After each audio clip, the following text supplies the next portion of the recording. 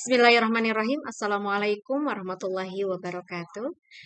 Izinkan saya, Weni Handayani, sebagai guru matematika di SMA Negeri 10 Kota Tasikmalaya untuk menyampaikan bahan ajar menyusun persamaan kuadrat.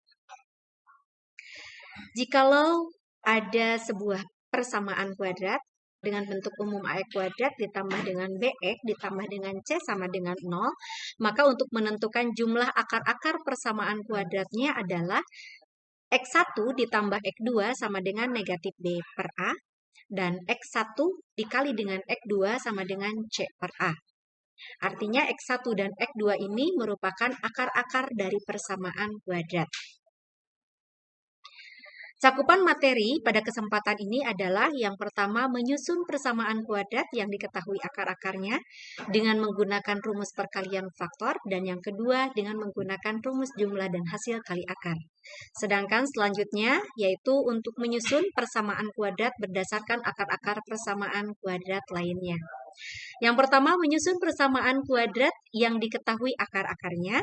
Rumusnya adalah dikurangi X1 dikali X dikurangi X2 sama dengan 0.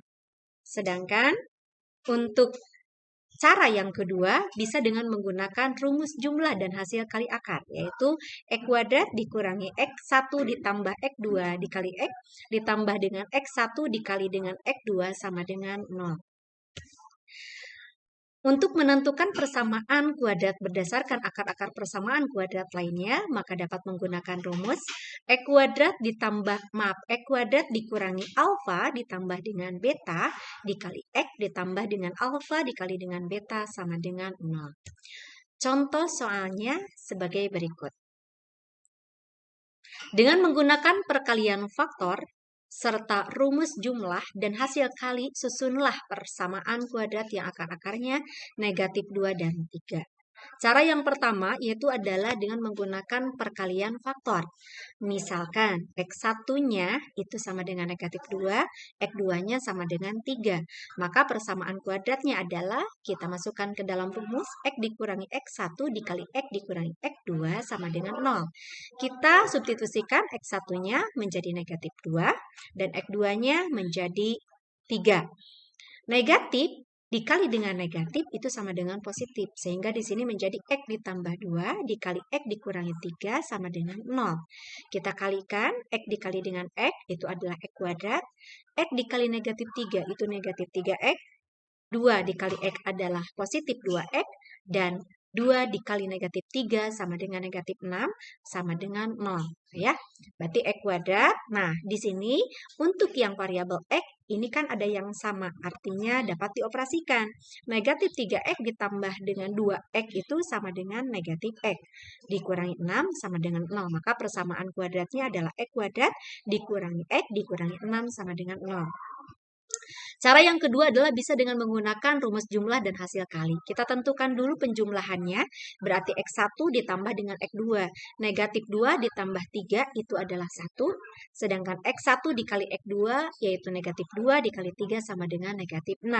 Jadi persamaan kuadratnya adalah X kuadrat dikurangi X1 ditambah X2 dikali X ditambah X1 dikali dengan X2 sama dengan 0.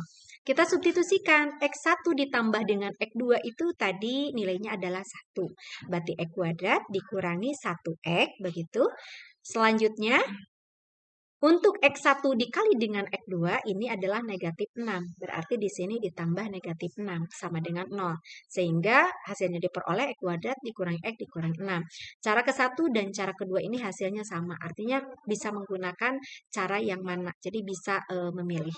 Untuk selanjutnya, contoh soal selanjutnya adalah akar-akar persamaan kuadrat X kuadrat dikurangi 4X ditambah dengan 5 sama dengan 0 adalah P dan Q.